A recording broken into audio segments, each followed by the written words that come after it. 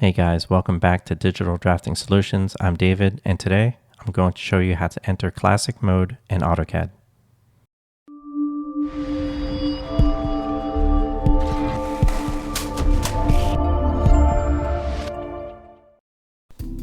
Okay, now that AutoCAD is open, click the plus button to open a new drawing.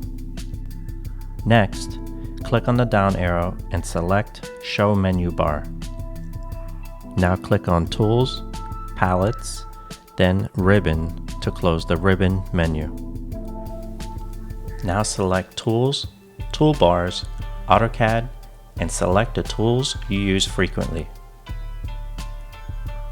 Now that you have selected your tools, drag them to the toolbar area to snap them in place.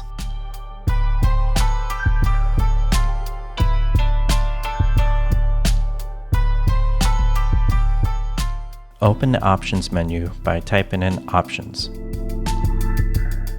Then go to the Profile tab, click Add to List, then create a new profile. Click Apply and Close.